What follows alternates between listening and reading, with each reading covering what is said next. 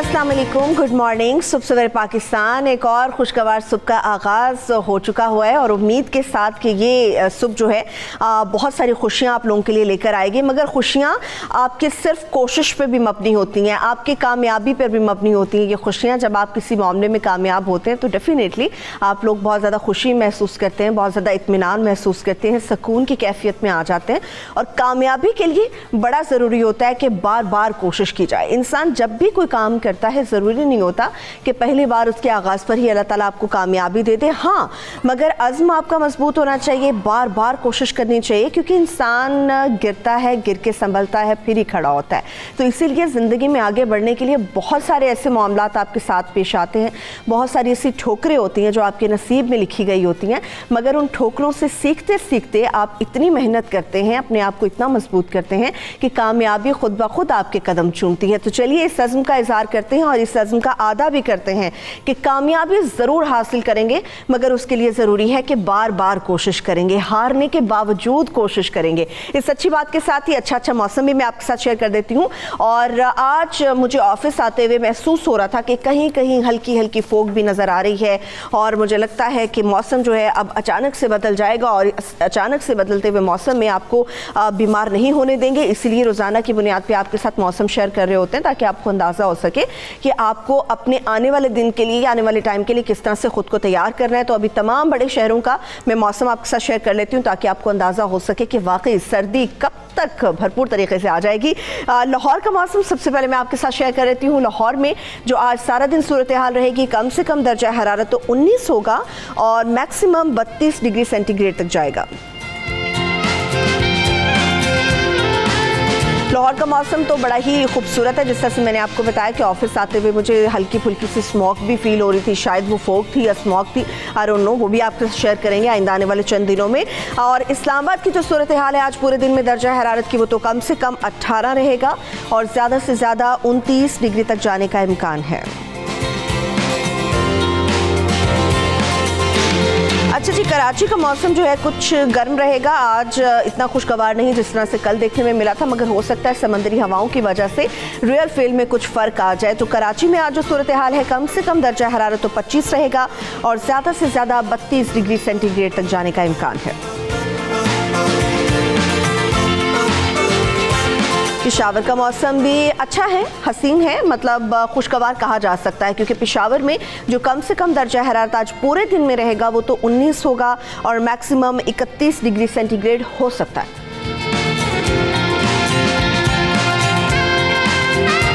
कोयटा का मौसम अच्छा है, बेहतर है, क्योंकि कोयटा में जो कम से कम दर्जा हरारत आज पूरे दिन में रहेगा वो तो 11 होगा और मैक्सिमम 26 डिग्री हो सकता है।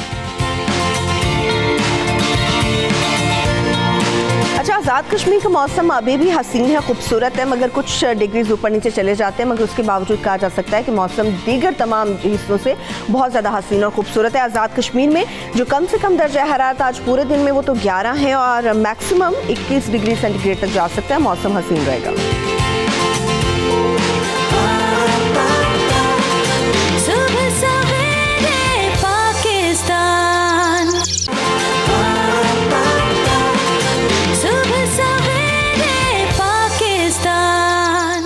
बढ़ते हैं और कुछ बात करेंगे। डेफिनेटली बहुत सारी अहम और इम्पॉर्टेंट चीज़ें इस वक्त हमारे पास मौजूद हैं जिनके ऊपर बात करना बाकी है, मगर सबसे इम्पॉर्टेंट इस वक्त जो मुझे लग रहा है जिसके ऊपर हमें बात करनी चाहिए वो मौलाना फजलुर रहमान साहब का आज़ादी मार्च है, जिसके ऊपर बात करनी ज़रूरी है। और डेफिनेटली जब मुल्क की हम सूरत हाल के ऊपर बात करते हैं तो उसकी जो करंट सूरत हाल होती है वो पहले डिस्कस होती है, उसके बाद फिर आगे बढ़ा जाता है और फिर इकॉनमी या दीगर मामलात के ऊपर बात होती है।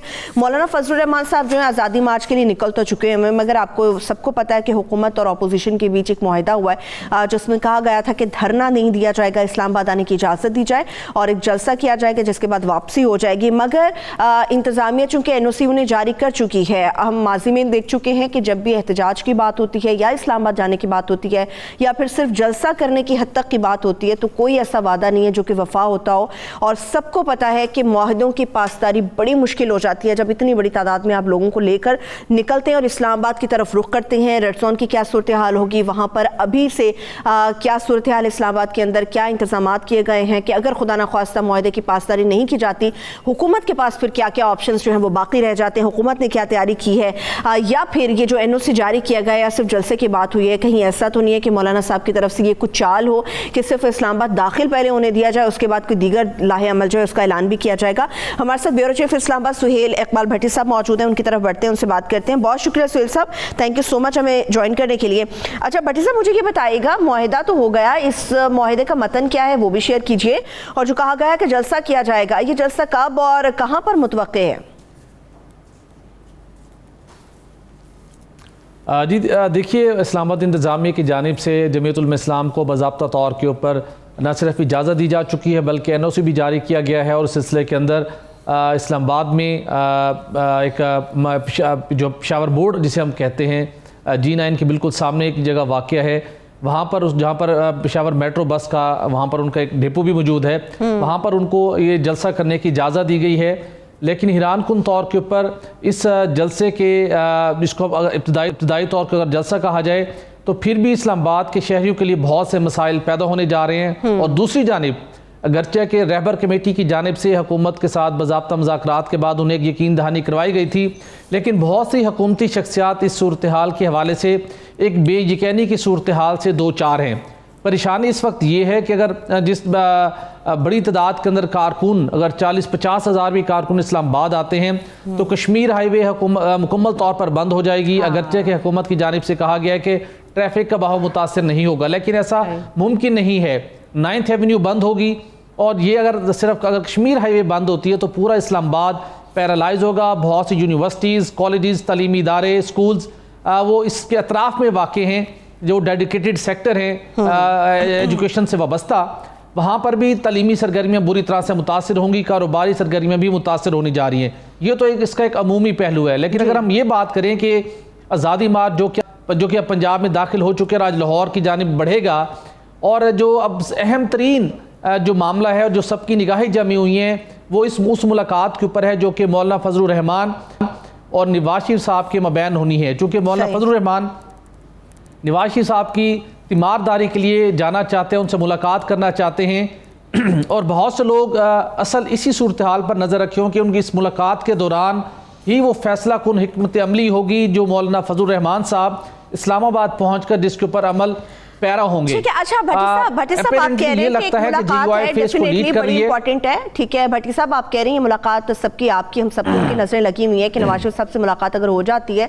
तो उसके बाद देखा जाएगा कि इनकी स्ट्रेटेजी क्या हो सकती है, बदल भी तो सकती है, सब कुछ मुमकिनात में शामिल है। भट्टी साहब, अगर मौलाना साहब जो है अपने कारकुनान जो जत्थों की सूरत में ये लेकर आ रहे हैं, अगर ये लोग रेड जोन की तरफ बढ़ जाते हैं तो देन हुकूमत फिर क्या करेगी? हुकूमत का क्या प्लान है? ये भी तो लाहे अमल सोचा होगा हुकूमत की तरफ से। सरवर देखिए, यकीनी तौर के ऊपर हुकूमत ने तो अपनी स्ट्रेटजी तय कर रखी है, लेकिन ये एक बात बताना बहुत ज़रूरी है अपने नाजरीन को कि इस वक्त JUIFA जितने कारकुन इस आज़ादी मार्च के अंदर शरीक है और मौलाना फजलुर रहमान जो उनको लीड कर रहे हैं, उसके साथ मुस्लिम लीग नून की उन्हें बहुत मुख्तलिफ हवालों से बहुत ज़्यादा सपोर्ट हासिल है। तो इस मुलाकात के बाद वो अभी भी वो काफ़ी हद तक मौलाना फजलुर रहमान साहब की हद तक वो बहुत क्लैरिटी है कि उन्होंने क्या करना है। अगर वो इस्लामाबाद अब बहुत आसानी से पहुंच रहे हैं और 31 मार्च की शाम इस बात को तय करेगी कि क्या वो सीधा जलसा करने के बाद, तकरीर करने के बाद वापस चले जाएंगे, अपेरेंटली नहीं लगता। क्योंकि मौलाना फजलुर रहमान साहब की जो स्टेटमेंट गाहे बगाए आ रही हैं वो कहते हैं जी तबले जंग बच चुका है, खाली हाथ नहीं लौटेंगे और हम कुछ ना कुछ अपने अहदाफ यकीनी तौर के ऊपर ज़रूर हासिल करेंगे। वो अहदाफ क्या हैं वो अभी वाज़ेह नहीं कर रहे। वज़ीर-ए-आज़म की हद तक अगर हम बात करें तो प्राइम मिनिस्टर इस आज़ादी मार्च को हुकूमत की नाकामी नहीं बल्कि कामयाबी करार दे रहे हैं। प्राइम मिनिस्टर ये समझते हैं कि हुकूमत ने जो पॉलिसीज़ अडॉप्ट की, जिस तरीके के साथ उन्होंने करप्शन खिलाफ कार्रवाइयाँ की, NRO देने को तैयार नहीं है, इस वजह से ये आज़ादी मार्च हो रहा है, तो वो इसको अपनी कामयाबी तस्वुर कर रहे हैं। लेकिन 31 अक्टूबर के बाद सूरत हाल यकसर मुख्तलिफ होगी। अगर मौलाना फजलुर रहमान साहब ने कोई गैर मामूली अनाउंसमेंट कर दी तो हुकूमत जितनी भी प्लान कर रहे, प्लान ABC कैसे रोकना है, जब आवाम का एक कसीर एक मजमा जब जमा इकट्ठा हो चुका होगा, लोग एक वायलेंट हो जाएं, फिर उन्हें रोकना नामुमकिन हो जाता है। 2014 के अंदर इसी तरीके के साथ पाकिस्तान तहरीक इंसाफ और अवामी तहरीक को इजाजत दी गई थी अपारा के पास आने के, कश्मीर हाईवे पर वो रुके थे। उसके बाद हमने देखा कि वो तमाम कंटेनर्स को हटाते हुए डी चौक पहुंचे थे। बिल्कुल मैं यही बात करने जा रही थी। माजी में भी हमें ऐसी मिसालें मिलती हैं कि एहतजाज जो है वो धरनों में तब्दील हुआ और धरने कितने कितने लंबे चलते रहे, मईशत को कितना नुकसान हुआ, इसके साथ साथ अवाम को कितना परेशानी और नुकसान उठाना पड़ा, ये सब हम लोग वाकिफ हैं इस बात से। इस तरह के मुआहदों की एक तो पासदारी की मिसालें हमें नहीं मिलती, दूसरा ये है कि अब ये चयमगोइयाँ की जा रही हैं कि मौलाना साहब जो हैं ये सिर्फ एक ढाल के तौर पे इस मुआहदे को इस्तेमाल करेंगे। और जिस तरह से आपने कहा कि 31 अक्टूबर की शाम फैसला कुन होगी, अगर मौलाना साहब के अहदाफ ही वाजे नहीं है तो सवाल ये है कि NOC किन बुनियादों पर फिर जारी किया गया है? सरवत देखिए, जो NOC की जारी करने की बुनियाद है वो तो रहबर कमेटी और JUFA रहबर कमेटी और हुकूमती टीम के मबैन जो मुज़ाकरात हुए उसकी रोशनी में इस्लामाबाद इंतज़ामिया को कॉन्फिडेंस मिला और उन्होंने इजाज़त दी और NOC जारी हुआ। लेकिन इस वक्त जो असल प्लान है जिसके खदशात जाहिर किए जा रहे हैं वो मौलाना फजलुर रहमान साहब समेत सिर्फ 3 जो उनके पार्टी से वाबस्ता लोग हैं या मुस्लिम लीग नून के चंद लोगों को उस बात का इल्म है कि असल वो चाहते क्या हैं और वो क्या कर सकते हैं। मौलाना फजलुर रहमान साहब से वाबस्ता 2-3 ऐसी शख्सियात जिनकी मुख्तलिफ लोगों से बातचीत हुई है, उनके कुछ ऐसे इंटरव्यूज़ हुए जो कि आवाम तक बराह रास्त नहीं पहुँच सके। उनके अंदर जो उनके अज़ाइम थे वो इंतहाई ख़तरनाक थे। उनके अज़ाइम जो अभी तक हमारे सामने बयानात आ रहे हैं उससे बढ़ के बहुत दूर के थे। तो असल जो मामला है उन खदशात का है जिसकी वजह से कुछ हुकूमती वज़रा भी परेशान दिखाई देते हैं कि 31 अक्टूबर के बाद क्या मौलाना फजलुर रहमान साहब इस कमिटमेंट के मुताबिक वो जलसा खत्म करेंगे या वो क्या मजीद बढ़ाएंगे, कुछ अपने मुतालबात हुकूमत के सामने रखेंगे और उसके बाद अगर उनके वो मुतालबात जो लगता है कि इमरान खान साहब पूरे कोई भी मुतालबा मंजूर करने की पोजीशन में दिखाई नहीं देते या उन मूड में नहीं है, तो फिर उस सूरत हाल के अंदर मौलाना फजलुर रहमान साहब और उनके इस मार्च के शुरा वो डी चौक की जानिब बढ़ सकते हैं। जितने भी आप कंटेनर्स लगा लें, जितने भी आप फोर्स डिप्लॉय कर लें, फिर ऐसे मजमे को रोकना तकरीबन बहुत मुश्किल हो जाता है। अच्छा भट्टी साहब, मुझे एक तो ये बताइएगा कि जिस तरह से आपने इक़्तिदार के हवाले से बात की, आपने तहरीक इंसाफ से मुतालिक थोड़ा सा क्यों दिया, हुकूमती जो इक़्तिदार के लोग हैं उनमें कितनी बेचैनी है, और इस्लामाबाद की अगर मैं ओवरऑल बात करूँ, छोटा सा बिल्कुल इस्लामाबाद है, और इस्लामाबाद के अंदर इस वक्त क्या सूरत हाल पाई जाती है, अवाम के अंदर क्या है, क्या प्रेडिक्शंस की जा रही है कि मौलाना का लाहेअमल क्या हो सकता है। और डेफिनेटली जब सिक्योरिटी आप बहुत ज़्यादा डिप्लॉय कर रहे होते हैं, बहुत ज़्यादा तादाद में सिक्योरिटी आप वहाँ पर लगा रहे हैं, तो उन पर खर्चा भी आएगा। ये 31 अक्टूबर तक की तारीख तक क्या बताया जा रहा है कि सिक्योरिटी पर कितना खर्चा आएगा, सिक्योरिटी की तैयारी कैसी है, और क्या ये फैसला दुरुस्त है कि मौलाना को इस्लामाबाद आने की इजाज़त दी गई है? सरवा देखिए, सिक्योरिटी पर करोड़ों रुपए खर्च होंगे। पहले भी हम देखते हैं जब इस लेवल के कोई गैदरिंग हुई तो करोड़ों रुपए खर्च हुए, और इस मरतबा भी इस बात का इम्कान जाहिर किया जा रहा है कि ये जो अगर सिर्फ एक दिन तक भी अगर ये जलसा अगर ये आज़ादी मार्च महदूद रहा तो फिर भी 30-35 करोड़ रुपए इसके ऊपर 30-35 करोड़ रुपए के लगभग इसके ऊपर जो कौमी ख़जाने से ये रकम खर्च होगी, और अगर ये इन्होंने अपना क़याम बढ़ाया तो ये अखराजात मजीद बढ़ते जाएंगे। सिक्योरिटी के गैर मामूली हुकूमत को इंतजामात करने होंगे। यहाँ पे FC को डिप्लॉय किया जा चुका है, कंटेनर्स बड़ी तादाद के अंदर यहाँ पर मौजूद हैं, लेकिन इन सबसे बढ़कर इस्लामाबाद के शहरी बहुत ज़्यादा परेशान हैं, क्योंकि 2014 के अंदर जो धरने हुए उससे कारोबारी सरगर्मियाँ बुरी तरह से मुतासर हुई, आम शहरियों की ज़िंदगी बुरी तरह से मुतासर हुई, और इस वक्त सूरत हाल ये है कि इस्लामाबाद के अंदर बाज़ अशिया की जो फरामी है वो किल्लत का हमें सामना करते हुए दिखाई दे रही है, क्योंकि कंटेनर्स बंद हैं। बहुत सी अशिया जो कि मुख्तलिफ मार्केट से इस्लामाबाद पहुँचती हैं, होलसेल मार्केट के अंदर कंटेनर्स की पकड़ धकड़ की वजह से वो नहीं पहुँच पा रही, तो एक जो ट्रैफिक का निज़ाम था, वो जो हैवी ट्रैफिक का ट्रांसपोर्ट का, वो पहले से ही मुतासिर है। तो इस्लामाबाद के शहरी इस हवाले से एक परेशानी की कैफियत में है कि अगर सिर्फ भले एक दिन भी यहाँ पर वो पड़ाव करते हैं तो उनका जो मामूलात ज़िंदगी हैं वो बुरी तरह से यकीनी तौर पर मुतासिर होंगी। उसके साथ अगर हम देखें तो जहाँ पर ये जलसा होना है तो मेट्रो बस के जो इंतज़ामिया है उसकी जानिब से भी एक ख़त लिखकर डिप्टी कमिश्नर रावलपिंडी की जानिब से ख़त लिखा गया है। उन्होंने भी बहुत से खदशात का इजहार किया है, चूँकि यहाँ पर मेट्रो बस की काफ़ी सारी तनसीबात हैं, फ्यूल डिपो मौजूद है, तो ऐसी सूरत हाल के अंदर न सिर्फ इसके इतराफ में सिक्योरिटी बढ़ानी होगी बल्कि बाकी उसकी जो अमलाक हैं उनको सिक्योर करने के हवाले से भी खासे इंतजाम करना होंगे। तो इस वक्त सूरत हाल ये है कि हर गुजरते दिन के साथ एक परेशानी की कैफियत बढ़ रही है इस्लामाबाद के अंदर, और उसके साथ जो लॉ इन्फोर्समेंट की जो मुख्तलिफ एजेंसीज की डिप्लॉयमेंट की गई है रेड जोन के अंदर और मुख्तलिफ मकामात के ऊपर, वो तो इंटैक्ट है। रेड जोन को इंतहाई सिक्योरिटी के खुसूसी पैरामीटर्स के मुताबिक सील किया गया है और बाकी भी मुख्तलिफ मकामात के ऊपर भारी तादाद में, बड़ी तादाद के अंदर कंटेनर्स मौजूद हैं। लेकिन ये सारी अब इस बात का मुनहसिर कर रही है सारी बात मौलाना फजल रहमान साहब की फाइनल अनाउंसमेंट के ऊपर, जब वो 31 अक्टूबर को करेंगे कि ये मामला क्या रुख इख्तियार करेगा। लेकिन बेयकीनी की सूरत हाल है हुकूमती वज़रा के मबैन और अवाम परेशानी से दो चार। बिल्कुल, हुकूमती जो इक़्तिदार के लोग हैं यकीनी तौर पे उनके अंदर भी बेचैनी है, और अवाम की ख़ास तौर पे अवाम की जब बात करते हैं तो अवाम तो खासी इस मामले में सफ़र कर रही होती है, क्योंकि तमाम तर रोड्स को ब्लॉक कर दिया जाता है। खाने पीने की, जिस तरह से भट्टी साहब ने बताया कि अशिया की किल्लत हो जाती है, अशिया खुरनोश की किल्लत हो जाती है, स्कूल कॉलेजेस यूनिवर्सिटीज़ में जाने वाले तलबा का बड़ा हर्ज होता है, और फिर ये भी कन्फर्म नहीं है कि अगर इस किस्म का कोई जलसा किया जाएगा इस्लामाबाद शहर के अंदर तो क्या जवाब बनता है कि वो सिर्फ जलसे तक रहेगा, एहतजाज में तब्दील होने के बाद धरने की शक्ल इख्तियार करेगा या नहीं करेगा। बहुत शुक्रिया सुहेल इकबाल भट्टी साहब, आपने अपना कीमती वक्त सुबह सवेरे पाकिस्तान के लिए निकाला।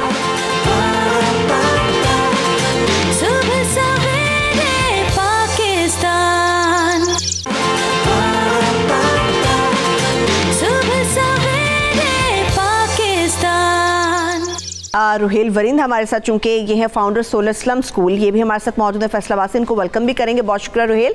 रुहेल, मुझे पहले ये बताइएगा, सोलर लाइट नाइट स्कूल ये इनफैक्ट है क्या? आइडिया जहन में आया कैसे, और कैसे सोचा भी ये मैं करूँगा और अल्लाह ताला मुझे कामयाब भी कर देंगे? देखिए, अगर हम स्टैटिस्टिक्स की बात करें तो पाकिस्तान में तकरीबन 2.5 करोड़ बच्चे स्कूलों से बाहर हैं, पर हमने कभी नहीं सोचा कि इनके लिए एक ऑल्टरनेटिव एजुकेशन सिस्टम हो या इनके लिए कोई सेपरेट करिकुलम हो।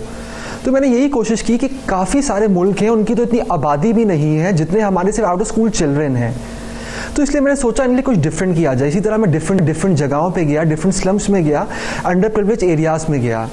वहाँ पे जाके मैंने जब पता किया तो यही मैंने देखा, देखिए जो आउट ऑफ स्कूल चिल्ड्रन हैं इसमें एक और मसला भी साथ साथ है, सारे चाइल्ड लेबरर्स हैं।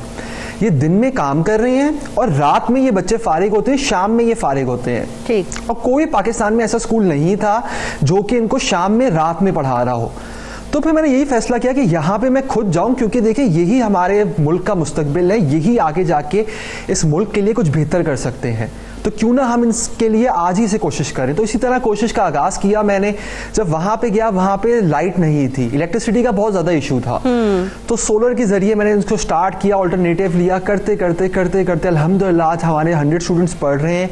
ये एक पूरा मॉडल बन चुका है। मेरा मानना ये है कि अगर हम इस मॉडल को रेप्लिकेट करें लार्ज स्केल पे, तो लाखों बच्चे, लाखों इलिटरेट जो पाकिस्तानीज़ हैं वो चंद हफ्तों में, उनमें आप रिजल्ट्स देख सकते हैं, चंद हफ्तों में हमें पता लगेगा कि ये मॉडल काम कर सकता है। हम इसको बहुत जल्द रेप्लिकेट करने की कोशिश कर रहे हैं। ठीक है, ठीक है, ठीक है। अच्छा रुहेल, मुझे ये बताइएगा कि जो आपने जिस तरह से बताया कि बच्चे दिन के औकात में काम करते हैं, रात में आते हैं स्टडीज़ के लिए, यहाँ पे पढ़ रहे होते हैं, ऐसे बच्चों को अमूमन जो एक तासुर इनकी तरफ से मिलता है कि ऐसे बच्चों को राग़िब करना तालीम की तरफ बड़ा मुश्किल हो जाता है, और ख़ास तौर पर इनके वालिदैन जो हैं वो भी अवॉइड कर रहे होते हैं कि नहीं भी हमारा बच्चा नहीं जाएगा, काम से ध्यान हट जाएगा। आपके लिए कितने बड़े बड़े चैलेंजेस मौजूद थे इन बच्चों को स्कूल की तरफ लेकर आना, फिर स्टडी की तरफ राग़िब करना, इनके वालिदैन को कायल करना, कितना मुश्किल था, और अब तक क्या क्या मुश्किलात आपको फेस करना पड़ी हैं?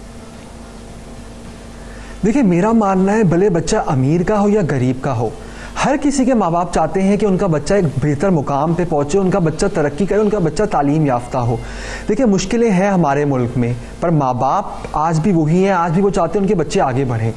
तो ये शुरू में कुछ लोगों को शायद मुश्किल हुई, पर जब मैंने ये बताया कि मैं यहाँ पे स्टार्ट करना चाह रहा हूँ, मैं कुछ करना चाह रहा हूँ, तो सारे पेरेंट्स ने बहुत पॉजिटिवली इसको देखा। क्योंकि देखिए, हमने जो स्टार्ट किया कि मैं गवर्नमेंट नहीं हूँ, मेरे पास कोई लीगल स्टेटस या कोई इस तरह की चीज़ नहीं है कि मैं इन्फ्लुएंस कर सकूँ कि काम छोड़ दें, दिन में पढ़ें।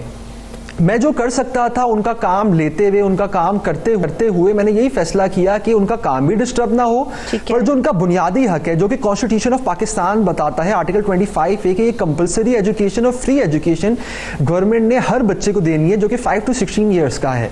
गवर्नमेंट जैसे बाकी चीज़ें नहीं दे पा रही, बाकी चीज़ें नहीं कर पा रही, तो मैंने सोचा कि कोई बात करने से बेहतर या किसी के अगेंस्ट कुछ कहने से बेहतर मैं डायरेक्ट खुद स्टार्ट करूं। तो हम जो है हम उनको अल्टरनेटिव एजुकेशन जो देते हैं वो इतनी इंटरेस्टिंग है, हम उनको लैपटॉप से पढ़ा रहे हैं, हम उनको इस तरह की चीज़ों से पढ़ा रहे हैं कि उनका इंटरेस्ट भी डेवलप हो रहा है। हम वो चीज़ें कर रहे हैं जो कि शायद प्राइवेट स्कूल्स में भी नहीं हो रही। हाँ। हम बच्चों को उनकी लाइफ स्किल्स से रिलेटेड, जैसे हम उनको टाइकोंडो सिखा रहे हैं, हम उनको मार्शल आर्ट सिखाते हैं, हम उनको सेल्फ डिफेंस सिखाते हैं। हम तकरीबन जो क्लासेस हमारी हैं प्रोजेक्टर से हैं, जो टॉप प्राइवेट स्कूल हैं जो वो टेक्नोलॉजी यूज़ कर रहे हैं, हम उसके बराबर या उससे बेहतर टेक्नोलॉजी यूज़ कर रहे हैं। बिल्कुल, वो तो इससे क्या होता है, इससे बच्चों का इंटरेस्ट डेवलप होता है। हाँ जी, इससे बच्चों का इंटरेस्ट डेवलप होता है कि जी हाँ, हम कोई वर्ल्ड क्लास एजुकेशन ले रहे हैं, हम वो तालीम ले रहे हैं जिससे हमारा मुस्तकबिल बेहतर हो सकता है। क्योंकि देखिए माँ बाप के ख्वाब आज भी बहुत बड़े हैं, आज भी वो अपने बच्चों को डॉक्टर, इंजीनियर, पायलट इस लेवल पे देखना चाहते हैं, उनके पास वसाइल नहीं है। अच्छा। तो मैं कोशिश कर रहा हूँ कि उनको वो वसाइल दूँ। जी ठीक है। अच्छा रोहेल, एक इंटरेस्टिंग क्वेश्चन है, डेफिनेटली बहुत सारे लोग इसका जवाब भी जानने की कोशिश कर रहे होंगे। बच्चों को हमेशा खासतौर पे जब हम स्लम एरियाज़ के हवाले से बात करते हैं या उन बच्चों की बात करते हैं कि जो कि एज अ चाइल्ड लेबर काम कर रहे होते हैं, तो उनको हमेशा फैसिनेट करने के लिए कुछ ना कुछ दिया जाता है ताकि बच्चे राग़िब हो सकें, ताकि बच्चे अपने दिन भर की थकान के बाद रात को आ सकें और स्टडी कर सकें और वो इल्म हासिल कर सकें जो आप देना चाहते हैं। आपने बच्चों को राग़िब कैसे किया, कि किस तरह से आपने उनको कायल किया कि नहीं भी आपको आना है? क्या फैसिनेट करने के लिए बच्चों को आपके पास क्या था? आप उनको टॉफ़ीज़ दे रहे थे, उनको क्या दे रहे थे ऐसा कि बच्चों ने सोचा कि नहीं भी हमें जाना चाहिए और हमें तालीम भी हासिल करनी चाहिए? क्या स्पेशल था? देखिए हम क्या करते हैं, हमने बच्चों को कहा है कि उन्होंने कुछ भी नहीं करना, उन्होंने सिर्फ क्लास में आना है, पढ़ना है और घर चले जाना है। ठीक है। बुक्स, स्टेशनरी, कपड़े, जूते, ईद के कपड़े, खाना, राशन, हम कोशिश करते हैं कि उनको वर्ल्ड क्लास एजुकेशन के साथ साथ हर वो चीज़ दें जिसके लिए वो दिन भर काम कर रहे हैं। देखिए हम ये नहीं चाहते कि बच्चे बेगर्स बन जाएं, भीख मांगना शुरू कर दें, पर जो चल रहा है हम उसको पर्सनली इन्फ्लुएंस इतना नहीं कर सकते। बहुत सारे बच्चे जो हैं, बहुत सारे माँ बाप ने अपने बच्चों को अब गवर्नमेंट स्कूल्स में दाखिल करवाना शुरू कर रहे हैं, क्योंकि हमारा मॉडल भी इस तरह का है कि हम बेसिक लिटरेसी देके गवर्नमेंट स्कूल्स में दाखिल, तो उससे उनकी मोटिवेशन बढ़ती है जी। उसके साथ साथ हम उनको सोलर बैग्स देते हैं कि किसी दिन बच्चे नहीं आ सकते, हमने इतना फ्लेक्सिबल सब कुछ रखा हुआ है, हर चीज़ बच्चों के मुताबिक होती है, टाइमिंग है, टाइमिंग बच्चों के मुताबिक है। जो कभी कभार तो मोस्टली हमारा करिकुलम भी बच्चों के मुताबिक होता है, हमने उनको पर्सनल टैबलेट्स दिए हुए, पर्सनल लैपटॉप्स दिए हुए, उसमें सारा कंटेंट इंस्टॉल्ड है। तो वो जिस दिन चाहे जो चाहे वो पढ़ सकते हैं। एट द एंड हम वीकली उनको असेस करते हैं कि उन्होंने इस वीक में इतना पूरा कर पाए हैं कि नहीं कर पाए हैं। ठीक है। तो हम उनको हर चीज़ तो दे रहे हैं, खाना पीना, राशन, कपड़े, पर साथ साथ हमको वो क्वालिटी एजुकेशन दे रहे हैं जो कि उनके माँ बाप देख पाते हैं। देखिए क्योंकि एजुकेशन एक लॉन्ग टर्म प्रोसेस है, डायरेक्ट वो मेजर आप नहीं कर सकते, पर जो उनकी तरबियत हम कर रहे हैं, जो उनका सलीका है, उनके मैनर्स हैं, एटिकेट्स हैं, वो दिन ब दिन दिखते हैं घर वालों को भी, रिश्तेदारों को भी। रोहिल मुझे ये बताएं, इतने ढेर सारे आप अखराजात कर रहे हैं, ये अखराजात आप खुद किस तरह से पूरे करते हैं? क्या इसमें दीगर जो कम्युनिटी के लोग हैं वो कंट्रीब्यूट कर रहे होते हैं या आप अपनी मदद आपके तहत ये तमाम अखराजात करते हैं? और सेकेंडली ये जो सोलर बैग्स है डेफिनेटली बहुत ही अच्छा, ज़बरदस्त, रेयर किस्म का ये कॉन्सेप्ट है। अगर पाकिस्तान के हवाले से हम बात करें तो ये बच्चे कितने एक्साइटेड हैं जब आप इनको इतनी ज़्यादा फैसिलिटीज़ प्रोवाइड कर रहे होते हैं, कितना ज़्यादा खुश हो रहे होते हैं, और ख़ास तौर पे ये इन चीज़ों की हिफाजत खुद कितनी कर रहे होते हैं?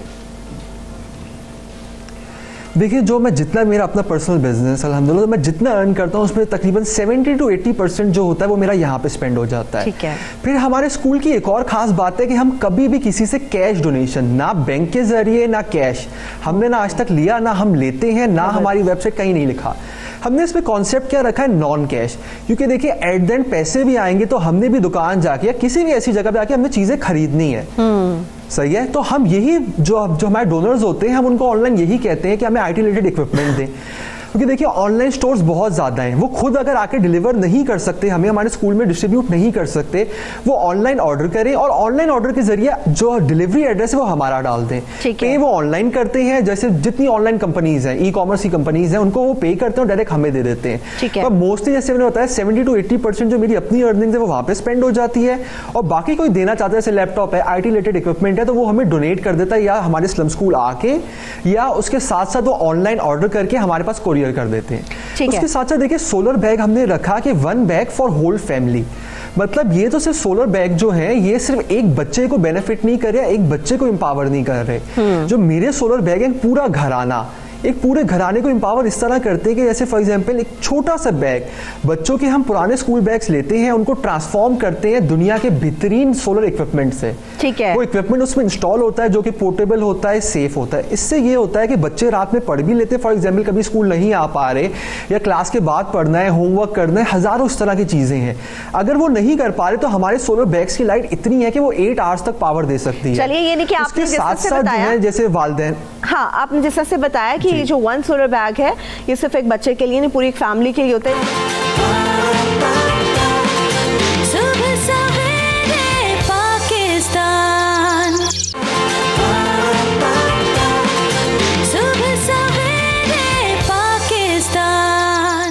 तालीम की हम लोग बात कर रहे हैं, तो ये कैसे मुमकिन है कि रोहेल वरीद भी हमारे साथ हो मगर हमारे साथ स्टूडियो में गेस्ट ना मौजूद हो, एजुकेशनिस्ट हमारे साथ मौजूद ना हो, ये मुमकिन नहीं है। राना अदील साहब हमारे साथ मौजूद है, उन तालीम के हवाले से बात करेंगे। बहुत शुक्रिया राना साहब, थैंक यू सो मच हमें ज्वाइन करने के लिए। राना साहब अभी आपने रोहेल वरीद की गुफ्तगू सुनी, हमें कितनी तादाद में ऐसे नौजवानों की ज़रूरत है? हम तालीम की हुकूमती सतह पर बात करते हैं, कम्युनिटी लेवल पर बात कर रहे होते हैं, स्कूलों में बड़े बड़े लेक्चर दे रहे होते हैं, लेकिन जब तालीम आम करने की बात आती है तो हमें ऐसे नौजवान बहुत रेयरली मिलते हैं। तो कितनी ज़्यादा ज़रूरत है ऐसे नौजवानों को आगे आने? बिस्मिल्लाहिर्रहमानिर्रहीम। सबसे पहले तो आपको, आपकी टीम को और 92 न्यूज़ को मैं ज़रूर मुबारकबाद देना चाहूँगा कि ये बिल्कुल नॉर्मल मॉर्निंग शोज़ की तरह नहीं है। इसमें रोज़ाना की बुनियाद पे कुछ ऐसे चैलेंजेस, कुछ ऐसे इश्यूज़ जो रियल टाइम हम भी फेस कर रहे हैं, हमारी नेशन, हमारा मुल्क फेस कर रहा, तो अवेयरनेस से ही चेंज आता है। बिल्कुल, तो बिल्कुल वेल डन। एक तो आप इस शो की मदद से अवेयरनेस जो है उसको फैला रहे हैं, ये बड़ी अच्छी एफर्ट है। दूसरी बात जो रोहेल कर रहे हैं, मैं समझता हूँ कि यही बेस्ट सोल्यूशन है। अगर हम हमेशा अपने रिसोर्सेज का रोना रोते रहेंगे, सरकार का रोना रोते रहेंगे, तो शायद कभी भी चीज़ें बहुत अच्छी नहीं होंगी। No doubt at the end of day ultimately ये गवर्नमेंट की ही जिम्मेदारी है, बट हम सबको आगे बढ़ के ये करना पड़ेगा। और मैं समझता हूँ कि इसकी कोई तादाद नहीं है, बल्कि ऐसे लोगों को तो हर टाउन में, हर गली में, हर मोहल्ले में होना चाहिए। और न सिर्फ अभी ये अगर अकेले कर रहे हैं तो इनके साथ ग्रेजुअली सब्जेक्ट स्पेशलिस्ट को जोड़ना चाहिए। और ये तालीम सिर्फ 5वीं 5th ईयर से लेकर 16 तक की बजाय इसको आगे बढ़ के और चीज़ों को आगे लेकर चलना चाहिए, तो ही हम अपने चैलेंजेस को अच्छे तरीके से इम्प्रूव करने में, बेहतर करने में कामयाब होंगे।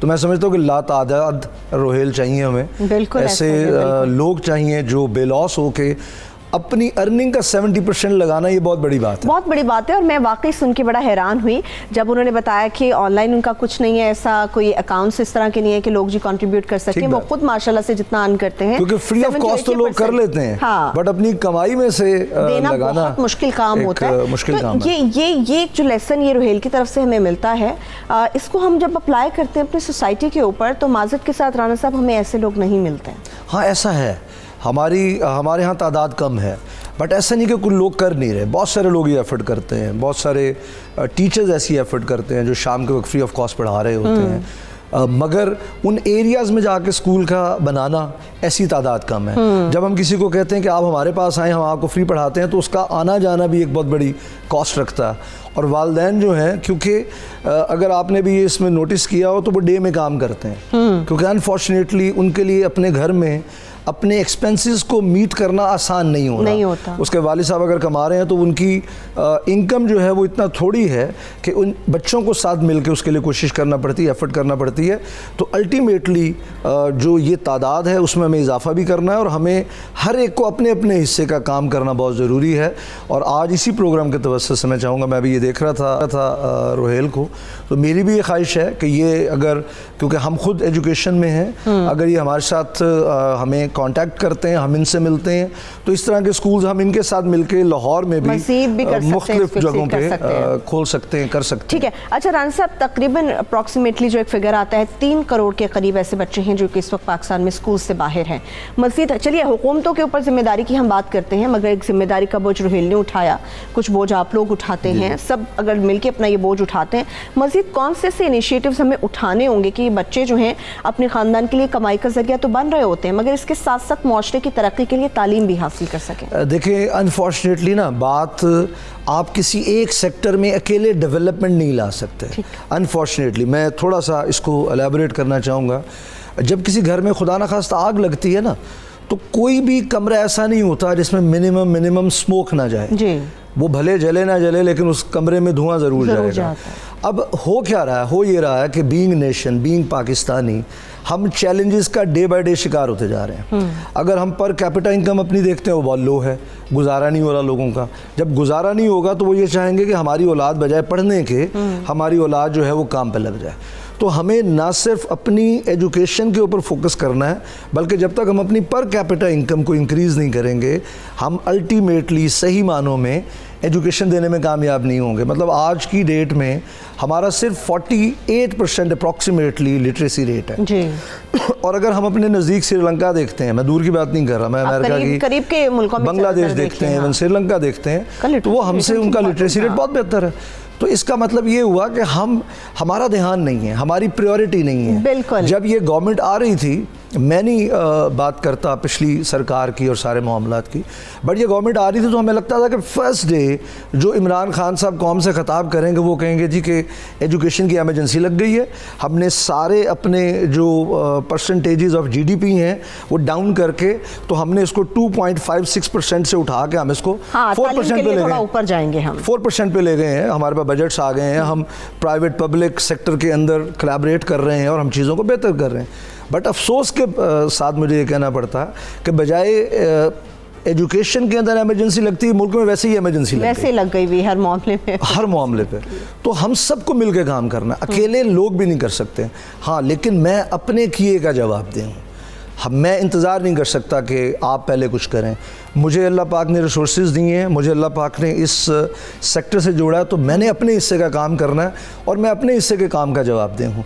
तो फर्स्ट ऑफ ऑल जितने लोग भी ये बात सुन रहे हैं, हम सबको अपने अपने हिस्से का काम करना है, रोहेल की तरह। ठीक है। अच्छा मुझे ये बताएं राना साहब, बच्चों को तो हम इन्वॉल्व कर रहे होते हैं, बच्चे जो हैं उस रीढ़ की हड्डी की हैसियत की तरह काम कर रहे होते हैं मुल्क की तरक्की के लिए, जिन्होंने आगे बढ़ना होता है, मगर कितना ज़्यादा ज़रूरी है कि बड़ी उम्र के लोग जो कि नाख्वांदा हैं, तालीम हासिल नहीं कर सके, इन्हीं के वालिदैन में से उनको भी इन्वॉल्व किया जाए, उनको भी फैसिनेट किया जाए कि वो आएँ यहाँ पर बैठें और देखें, उसको पढ़ें। एक वक्त था, आपको अगर याद हो तो, हमारे टीवी पे एक प्रोग्राम लगता था तालीम बालगा जी, तो उसके अंदर जो बहुत एजड लोग थे उनको बिठा के पढ़ाने की कोशिश की जाती थी। तो वो एक ट्रेंड था ना।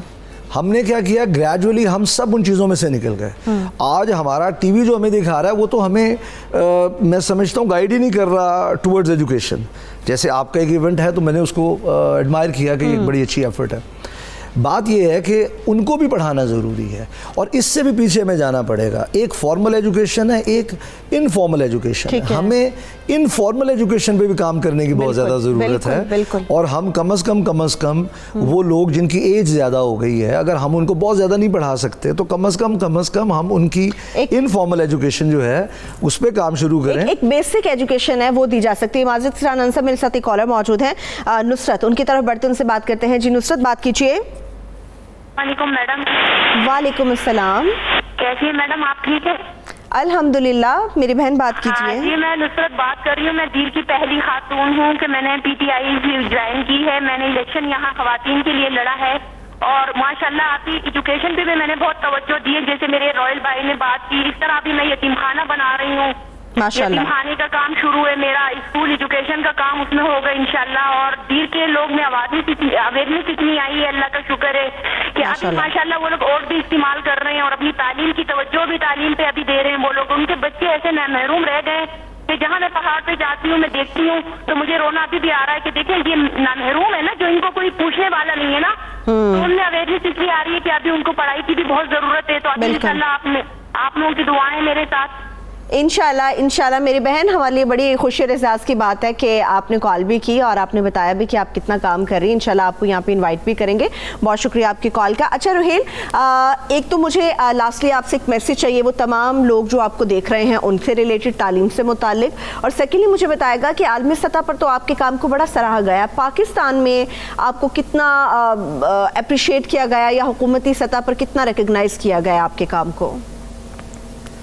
देखिए सर, मैं थोड़ी सी बात ऐड करना चाह रहा हूँ कि अभी स्टूडियो में बात हो रही थी कि हम यूथ को या एडल्ट को भी पढ़ाएं, तो हम अल्हम्दुलिल्लाह 1.5 साल से जो है हम अंडर प्रिविलेज यूथ को भी पढ़ा रहे हैं और हम जो इलिटरेट एडल्ट्स हैं इनके माँ बाप, क्योंकि देखिए एट द एंड जो मेरा मेन फोकस जो है, मैं चाहता हूँ कि पाकिस्तान का लिटरेसी रेट बढ़े। एट द एंड हमारा जो मेन गोल है इलिटरेसी कम करना, लिटरेसी बढ़ाना। तो हम शाम में जो है अंडर प्रिविलेज यूथ है, हम उनको IT स्किल्स सिखाते हैं, लैपटॉप से ग्राफिक डिजाइनिंग सिखा रहे हैं, फ्रीलांसिंग सिखा रहे हैं। उसके साथ साथ मेरा मानना यह है कि जो उनके माँ बाप हैं वो भी उतना ही क्रूशल है पाकिस्तान के जितना उनके बच्चे हैं। बिल्कुल। तो इसीलिए अगर हमें लिटरेसी रेट बढ़ाना है तो हमें लिटरेसी रेट बढ़ाने के लिए इनके माँ बाप को भी पढ़ाना पड़ेगा, क्योंकि वो भी मुल्क का हिस्सा है। तो हम इस पे भी प्रोग्राम कर रहे हैं, हम ऑनलाइन स्कूल भी चला रहे हैं muftschool.com के नाम से, जिससे पाकिस्तान में कोई भी कहीं भी ऑनलाइन फ्री में एक वेबसाइट लिख के, बहुत सारे इस तरह के लोग होते हैं जहाँ पे एक्सेस होता है इंटरनेट का, व्हाट्सएप के जरिए, इस तरह के जरिए वो तालीम हासिल कर सकते हैं। इंटरनेट के हवाले से बात करें, एक राना साहब ने भी हमसे बात की। राना साहब, आप लाहौर में इस तरह का प्रोजेक्ट शुरू करना चाह रहे हैं रोहेल के साथ? मेरी ख्वाहिश है, मुझे आप इनका नंबर भी दीजिए। बिल्कुल, चलिए इस उम्मीद के साथ, उस उम्मीद के साथ कि रोहेल ने जो बेड़ा उठाया है उसमें राना साहब भी अपना हिस्सा डालेंगे और कंधे से कंधा मिलाकर हम लोग चलेंगे तो यकीनी तौर पे कामयाबी हमारे कदम चूमेगी। जब पाकिस्तान के बच्चों की हम बात करेंगे तो हमारा लिटरेसी रेट भी बढ़ेगा। वो तमाम बच्चे जो सिर्फ काम के घर से निकलते हैं, वो फिर अपने स्कूल बैग्स उठाकर रात को या किसी भी टाइम, जैसा से राना साहब ने भी बताया, राना साहब यकीनी तौर पर हमारे लिए बड़ी खुशी और एहसास की बात है कि अगर हमारे शो की वजह से आप और रोहेल आपस में मिल जाते हैं, कोई अच्छा काम हो सकता है, कुछ बेहतरी लाई जा सकती है माशरे में, तो यकीनी तौर पे उसके लिए हम सबको दुआ होना चाहिए। बहुत शुक्रिया Rohail Varin, thank you so much. आपके लिए बहुत सारी नेक दुआएं हैं, तमन्नाएं हैं आपके लिए और अल्लाह ताला इसी तरह से आपको कामयाब करे। और बहुत शुक्रिया राना दिल साहब आपके भी वक्त का, और इस उम्मीद के साथ कि राना साहब जो है अब रोहेल साथ मिलेंगे, काम करेंगे और इंशाअल्लाह ताला हमें ये चेंज जो है सिर्फ फैसलाबाद में नहीं बल्कि पाकिस्तान के हर शहर, हर इलाके, हर गली मोहल्ले में नजर आएगा। इसके साथ ही मुझे एक ब्रेक की तरफ बढ़ना है। जब ब्रेक से वापस आएंगे और भी बहुत सारे इश्यूज हैं, खासतौर पर आपकी स्किन से रिलेटेड भी बात करेंगे। Stay with us.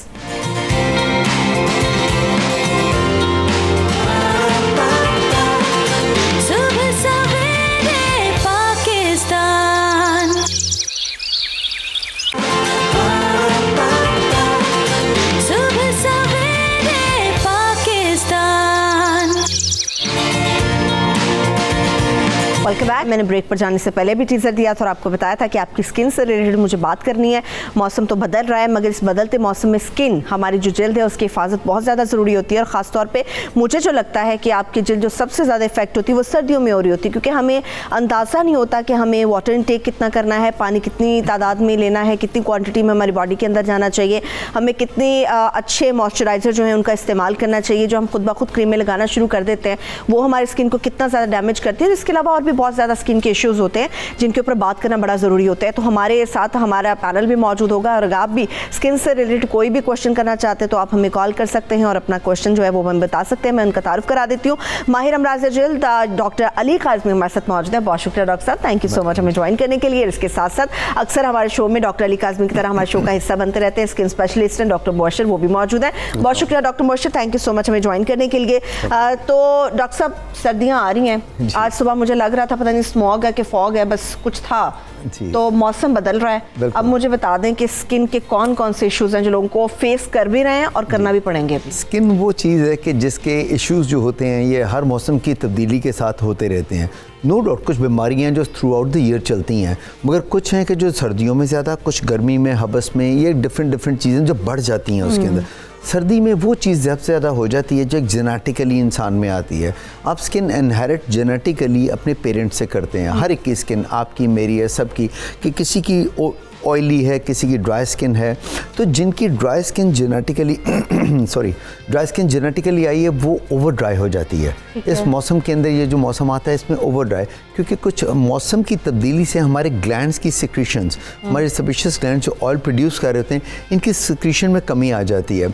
तो उस और प्लस बंदा फिर पानी नहीं पीता, लिक्विड्स कम लेता है, नेचुरली पसीना नहीं आता, आपको ज़रूरत नहीं पड़ती, ठंडा मौसम होता है, उसकी वजह से आपकी जल्द खुश्क होना शुरू हो जाती है। अब जब जल्द ड्राई होती है तो सबसे पहले क्या होता है, आप जब ड्राई स्किन के ऊपर अगर खुश्क जल्द हो जाए तो इंसान को वहाँ पर ख़ारिश स्टार्ट हो जाती है। आप जब ख़ारिश करते हैं जल्द के ऊपर तो क्या होगा, एक्जिमा बन जाएगा, चंबल बनती है वहाँ पर। चंबल बनेगी तो इन्फेक्शन, क्योंकि आप वहाँ से समझे ख़ारिश हुई, नोचा वहाँ पर उस जगह को, तो वहाँ पर चंबल बनी, एक्जिमा बना तो इन्फेक्शन आने के चांसेस होते हैं। क्योंकि जितना आपके एटमॉस्फेयर के अंदर इतने बैक्टीरिया, जरासीम होते हैं, वो इन्फेक्ट उसको कर देते हैं। तो आपने शुरू कहाँ से किया चीज़ को और कहाँ जाके आपने एंड कर दिया उसको। तो इसका बेस्ट क्या है, मैं हमेशा बताता हूँ कि बेस्ट ये होता है कि आप उसको पहले स्टेप पे रोकें, कि ये इन सब चीज़ों को आने से पहले पूरी बॉडी, मैं कहा हाथ नहीं, टांग नहीं, फेस नहीं, पूरी बॉडी पे आपको मॉइस्चराइज करना है इस मौसम के अंदर। मॉइस्चराइज़र से क्या है कि आपने उसको कोई भी अमोलिएंट या मॉइस्चराइज़र बाज़ार से, मैं नहीं कहता कोई महंगी चीज़ें लें, कतई कभी सस्ता मगर अच्छा ले लें। आप खुद घर में ही बना सकते हैं।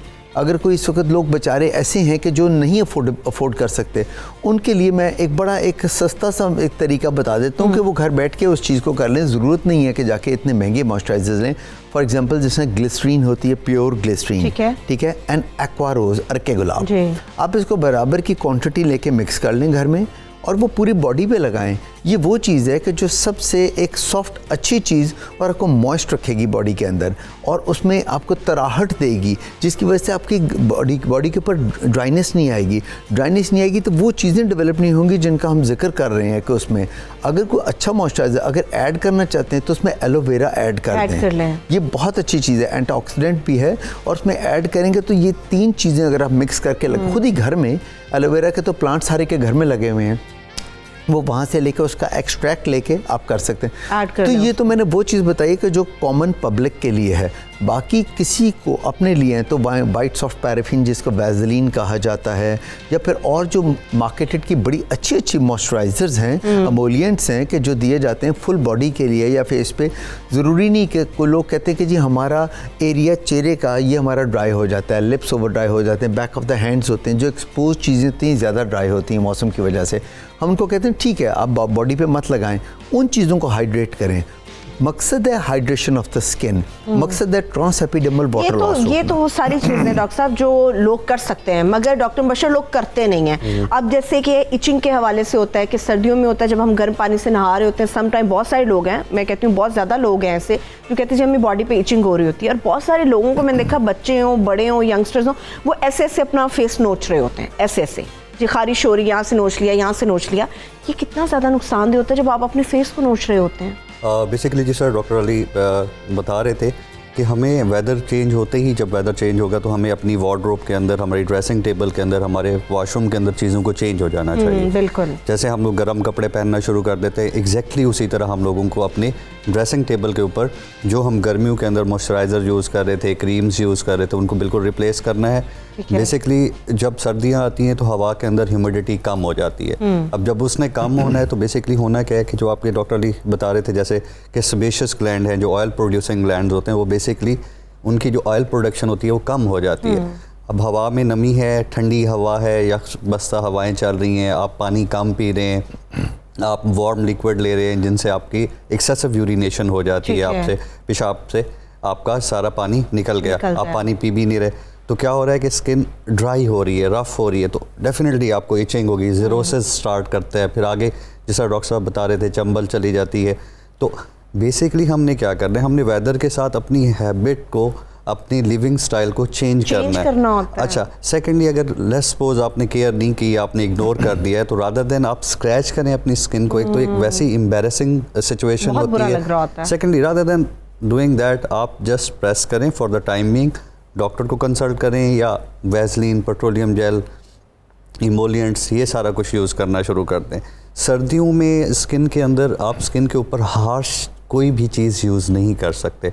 जैसे हमारे कुछ सोप है, हम इस तरह के सोप यूज़ करें जो स्किन पे हार्श ना हो, थोड़ा क्रीमी हो, फोमी मॉइस्चराइजिंग टाइप सोप होने चाहिए। वार्म वाटर के साथ एक्सेसिव, मैंने देखा है आधा घंटा पौना घंटा आराम से जी अच्छा डॉक्टर शावर लिया लोग ये जा भी रहा है। कहते हैं कि हम जब शावर ले रहे होते हैं क्रीमी सोप ही यूज कर लेते हैं, इवन कि जब हम टॉवल के साथ अपनी बॉडी को खुश कर रहे होते हैं तो उसके बाद भी इचिंग हमें महसूस होती है। तो क्या जरूरी होता है क्रीमी सोप का यूज करने के बाद, टॉवल से खुद को साफ करने के बाद आप कोई मॉइस्चराइजर भी ऐड कर लें? डेफिनेटली देखें, जब आप वार्म वाटर से आप अपनी स्किन को वॉश कर रहे हैं तो वार्म वाटर भी वही इफेक्ट देता है जो ठंडी हवाएं देती हैं। बेसिकली वो आपकी स्किन से ऑयल को रिमूव कर देता है ज़्यादा टाइम के लिए। तो आपको इमीडिएटली फिर ये करना चाहिए कि आप मॉइस्चराइज़र, एमोलिएंट्स, कोई भी पेट्रोलियम जेली ही हो गई, आप उसको इस्तेमाल करना शुरू कर दें ताकि आपकी स्किन लुब्रिकेट होती रहे। सुबह सवेरे पाकिस्तान, सुबह सवेरे पाकिस्तान। हमारे साथ कुछ कॉलर्स हैं, पहले उनके सवाल आते लेते हैं। पहले हमारे साथ आई थिंक मिसबा मौजूद है, उनसे बात करते हैं। जी मिसबा, बात कीजिए। अस्सलाम वालेकुम। वालेकुम अस्सलाम। मैंने पूछना था कि मेरी स्किन का बहुत ज़्यादा इशू है, एक्नी स्किन है मेरी और साथ साथ में ड्राइनेस हो जाती है। मतलब एक तो एक्नी है, ऑयली भी है, लेकिन अगर मैं उनका कोई भी ट्रीटमेंट शुरू करने लगूँ तो या तो मेरी स्किन जल जाती है, रैश पड़ जाते हैं, फट जाती है। ठीक है, रैशेस भी हो जाते हैं। चले ठीक है मिसबा, हम पूछ लेते हैं। थैंक यू, आपने कॉल की। इकरा नेक्स्ट कॉल हमारे साथ मौजूद है। जी इकरा, बात कीजिए। फटती है, सर्दियों में नहीं गर्मियों में भी है। ठीक, मैं माजरत के साथ सुन नहीं पाई, आपने क्या बोला? जी आपने इकरा क्या बोला, आपको क्या इशू है? मैंने कहा काफी ड्राई स्किन है और सिर्फ सर्दियों में नहीं एड़ियां फटती, गर्मियों में भी काफी ज्यादा फटती हैं। ठीक है, मैं अभी पूछ लेती हूँ इकरा। थैंक यू, आपने कॉल की। हाजी मुश्ताक साहब हमारे साथ मौजूद है। जी हाजी साहब, आपका सवाल क्या है? मेरा सवाल ये, मेरा नाम हाजी मशाल खान है। ठीक है, मेरी बात सुनिए हाजी साहब, अपने जो टीवी का वॉल्यूम है उसको बंद कर दीजिए, फिर बात हो सकेगी आपसे। कान के ये चलिए हाजी साहब से हम बाद में कुछ देर में बात करते हैं। अभी अच्छा, पैचेस से मुतालिक मैं डॉक्टर साहब पूछूंगी, मगर ये मिसबा ने जो पूछा है, एक्नी है, स्किन जो है वो ड्राई है और जब कुछ यूज़ कर रही होती है ऑयली भी हो जाती है, मगर ड्राइनेस हो जाती है और रैशेस भी हो जाते हैं। अच्छा, इस तरह होता है कि जब एक्नी होती है ज़्यादातर ऑयली स्किन पे एक्नी आती है, याद रखें। अब ऑयली स्किन क्या होता है, हमारे जो टी जोन होता है, नोज़ का एरिया, बटरफ्लाई एरिया, इसको टी जोन कहते हैं। यहाँ पर सबसे जो स्पेशियस ग्लैंड की एक्टिविटी होती है, जो ऑयल प्रोड्यूसिंग ग्लैंड होते हैं सबसे ज़्यादा, या फेस पे, सारे फेस पे ही होते हैं, तो ये जगह रहती है ज़्यादा। और कई लोग कहते हैं हमारा ये ऑयली रहता है, बाकी एरिया हमारा ड्राई हो जाता है। मगर जैसे उनको एक्नी की, पिंपल्स की वो प्रॉब्लम का जिक्र कर रही थी कि जैसा, और कहती मुझे सारा साल ही रहते हैं, काफ़ी अरसे से चल रहे हैं पिंपल्स। तो जैसे मैं अपने हर प्रोग्राम में बताता हूँ कि अब पिंपल्स का एक प्रॉपर ट्रीटमेंट आ गया है। हाँ जी, उसमें ये होता है कि अब एंटीबायोटिक्स नहीं दी जाती पिंपल्स के अंदर। अब जिनको क्रॉनिक एक्नी है, क्रॉनिक पिंपल्स हैं, सालों साल से चल रहे हैं, उनके अंदर एक दवाई है जिसको आइसोट्रेटिनोइन कहते हैं। वो एक स्पेशल क्वांटिटी, एक मिकदार में दी जाती है, हिस्ट्री लेके पेशेंट की, उससे पूछ के अकॉर्डिंगली 6 महीने का एक पूरा कोर्स है, जिससे आप कह लें 80 to 90% ये जाके एक्नी को, पिंपल्स को ख़त्म करती है, क्योंकि ये सीधा एक्नी की जड़ पे, पिंपल की जड़ पे जाके इफेक्ट करती है। वो जो उसका ग्लैंड है जहाँ से उसने उठना है, उसको निचोड़ देती है, समझ ले आप आम जबान में। तो इसलिए अब इसका ट्रीटमेंट आ गया है। इनको चाहिए किसी भी डर्मेटोलॉजिस्ट के पास जाएं, उनसे जिक्र करें, वो उनके ट्रीटमेंट बताएंगे और उससे इनका इंशाल्लाह ये एक्नी ठीक है। इकरा का जो सवाल है वो मैं पूछती हूँ डॉक्टर मुबशर आपसे, लेकिन हमारे साथ वकास कॉलर मौजूद, उनकी तरफ बढ़ते हैं। जी वकास, आपका सवाल क्या है? जी अस्सलाम वालेकुम। I would like to ask question doctor Mubashar. जी जी। ये ब्लैक स्किन हो जाती है सर्दियों में, ठीक है, तो इसका पूछना था, इचेज जो है ना होती है, बहुत सारी इचिंग होती है और ब्लैक हो जाती है स्किन, तो सर्दी में भी। अच्छा वकास, ये सिर्फ पैचेस बनते हैं या ओवरऑल आप बात कर रहे हैं कि ब्लैक हो जाती है स्किन टोन? बाजू खासतौर पर एक्सपोज होते हैं ना सनलाइट को, तो ये बाजू जो है वो ब्लैक हो जाते हैं। तो ये मैंने डॉक्टर मुबशर से स्पेशली पूछना था। ठीक है, थैंक यू। अभी डॉक्टर मुबशर से पूछ लेते हैं। गुलनाज भी हमारे साथ मौजूद है, पहले गुलनाज से बात करते हैं। जी गुलनाज, आपका सवाल क्या है? मेरे ना मौसम बदलती है ना, उंगलियों में, पाँव की उंगलियों में बहुत जलन और खारिश हुई रहती है, पंजों में और उंगलियों में बहुत, और दाने से बन जाते हैं बारी बारी। ठीक है, ये मौसम बदलने पे होता है, चाहे वो गर्मियां आए या सर्दियां? नहीं, सर्दियों में मौसम, सर्दियों में। चले मैं पूछ लेती हूँ। थैंक यू, आपने हमें कॉल की। थैंक यू, आपने हमें कॉल की। इकरा का पहले मैं डॉक्टर मुबशर आपसे पूछ लूँ और साथ ही वकास का भी पूछ लेती हूँ, जिन्होंने कहा स्पेशली डॉक्टर मुबशर से पूछना है। एक तो ब्लैक स्किन उनकी हो जाती है, वो बताए क्या प्रॉब्लम है। और इकरा ने कहा था कि खुश्की सी होती है, ड्राइनेस होती है और एड़ियाँ सर्दी हो या गर्मी वो फटी रहती हैं। जी, जहाँ तक इकरा का क्वेश्चन का है, बेसिकली कुछ लोगों की स्किन के अंदर, जिस तरह डॉक्टर साहब बता रहे थे, जेनेटिकली प्रीडिस्पोज होते हैं कि उनकी स्किन से वाटर जो है वो जल्दी एवेपोरेट हो जाता है। तो इस तरह के लोगों की एड़ियाँ, हाथ यूजुअली, जिसको हम एक्जिमा भी कहते हैं, यूजुअली फटी रहती हैं अराउंड द ईयर। तो इस तरह के लोगों को चाहिए कि एड़ियाँ सर्दियों में तो ज़्यादा केयर करनी चाहिए, एड़ियों को स्क्रब करें, रब करें, जो उनकी डेड स्किन है उसको रिमूव करें और उसके बाद उसके ऊपर इमोलिएंट्स जो होते हैं वो यूज़ किया करें, वाटर इनटेक अच्छा कर लें, ये कर सकती हैं। और जब सर्दियाँ स्टार्ट होंगी तो इस तरह की सिचुएशन जो है वो ज़्यादा एग्रीवेट हो जाती है। तो उनको चाहिए कि सर्दियों से, बेसिकली हमारा कंसेप्ट ही नहीं इस मुल्क के अंदर लोगों को, हम प्रिवेंटिव मेडिसिन के ऊपर बात नहीं करते, हम क्यूरेटिव मेडिसिन के ऊपर बात करते हैं। अनटिल अनलेस हम बीमार नहीं हो जाते, हम अपनी स्किन को बॉदर ही नहीं करते कि बेसिकली हो क्या रहा है। तो लोगों को चाहिए, जो ही अब वेदर आ रहा है और मुझे पता है कि मेरी स्किन के अंदर इश्यूज़ रहते हैं, तो मुझे अकॉर्डिंग टू सिचुएशन हमें वेदर के साथ ही चीज़ें बेहतर करनी चाहिए। इनको चाहिए कि सॉक्स यूज़ करना शुरू कर दें, अपने आप को कवर करना शुरू कर दें अभी से, ताकि जो वेदर के हार्श इफेक्ट हैं इनकी स्किन पे ना आए और इनकी एड़ियाँ ठीक रहें। रोज़ वाटर यूज़ कर सकती हैं, पेट्रोलियम जेली के अंदर, ग्लिसरीन के अंदर, मार्केट में ढेर सारे इस तरह के एमोलिएंट्स हैं। अच्छा, कुछ लोग इस पे ये भी गिला करते हैं हमारी स्किन टोन जो है वो बड़ी डार्क हो जाती है, अभी जैसे हाँ जी, वकास बात कर रहे थे। बेसिकली वकास को मैं ये बताना चाहूँगा और बहुत सारे लोगों को, क्योंकि जो ही सर्दियाँ आएंगी हम लोगों का सन एक्सपोजर ऑटोमेटिकली ज़्यादा हो जाता है, ठीक है, क्योंकि हम लोगों को अच्छा लगता है कि धूप में बैठे रहें, फिरते रहें और ये वो। तो सेकेंडली जो है आपका वाटर इनटेक कम है, सूरज की जो शुआएँ हैं, ultraviolet radiation UVA and UVB, जो UVA है वो आपकी डर्मिस से भी नीचे जाती है और आपके अंदर एजिंग के फिनोमिनल चेंजेस लेके आती है। जो UVB है वो आपकी डर्मिस के ऊपर आके इफेक्ट करती है और स्किन के अंदर पिगमेंटेशन करती है। ओके, आप पानी कम पी रहे थे, आपकी स्किन रेड कट्ठी हो रही थी, सन का एक्सपोजर ज़्यादा हो रहा था, तो आपकी स्किन यूजुअली ब्लैक होना शुरू हो जाती है। अगर हम स्किन को प्रॉपर्ली रिहाइड्रेट करें सन प्रोटेक्शन ने, और ये बहुत बड़ी डिबेट है हमारी सोसाइटी के अंदर कि हम SPF 30 यूज़ करें, 40 यूज़ करें, 60 करें, ब्ला ब्ला। बेसिकली हमें क्या करना है, हमने देखना है कि हम ऐसा सर्दियों के अंदर, क्योंकि हमारा सन एक्सपोजर ज़्यादा हो जाता है, तो हम broad spectrum sun protection factor जो होते हैं, SPF 60 है, इवन कि आजकल 100 तक भी लोग यूज़ कर रहे होते हैं, तो उसको अकॉर्डिंगली यूज़ करें। मोस्टली लोग सर्दियों में चले जाते हैं स्नोफॉल में।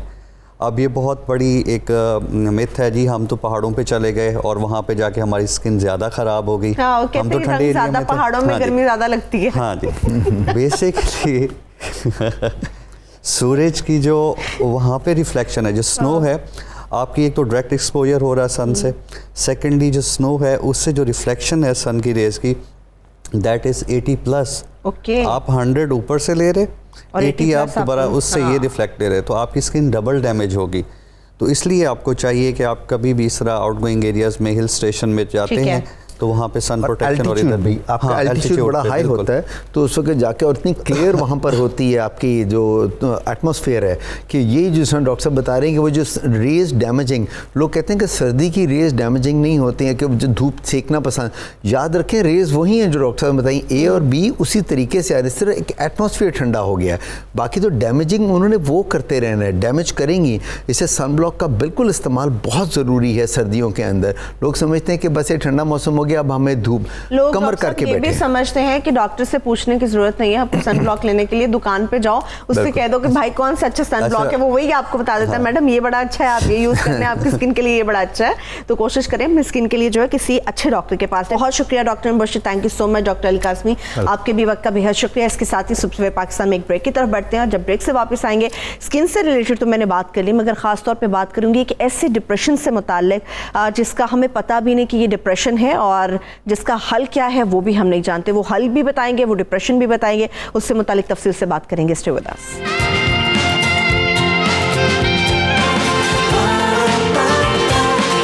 सुबह सवेरे पाकिस्तान, सुबह सवेरे पाकिस्तान। Welcome back. और मैंने आपसे बात की थी कि हम डिप्रेशन से मुतालिक बात करने जा रहे हैं। इस डिप्रेशन का ताल्लुक ख़वातीन से होता है सरासर, और ख़वातीन के साथ ये डिप्रेशन की वजह क्या बनती है, क्या उनके साथ काउंसलिंग नहीं की जाती, क्या उनको तवज्जो नहीं दी जाती, और ये डिप्रेशन होने की वजह क्या होती है। इस पर बात करने के लिए हमारे साथ स्टूडियो में गायनोकोलॉजिस्ट हैं डॉक्टर मोना ज़फ़र, वो मौजूद हैं। डॉक्टर साहब बहुत शुक्रिया आपके वक्त का। और इसके साथ साथ हमारी बहुत ही प्यारी माहिर नफ्सियात इस्लामाबाद स्टूडियो से नुशाबा मन्नान भी हमारे साथ मौजूद होंगी। नुशाबा, थैंक यू सो मच हमें ज्वाइन करने के लिए। नुशाबा की तरफ मैं जाऊंगी, मगर उससे पहले डॉक्टर साहब मुझे ये बताइएगा, जब हम डिप्रेशन की बात करते हैं तो बहुत सारी शक्लें इसकी निकलती हैं, मगर आज हम पोस्टमार्टम डिप्रेशन के ऊपर बात करने जा रहे हैं।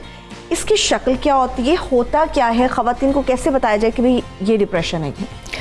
पोस्टमार्टम डिप्रेशन जो है ये एक साइकोलॉजिकल प्रॉब्लम है जो कि ख़वातीन को डिलीवरी के बाद फेस करना पड़ता है, बाज़ ख़वातीन को।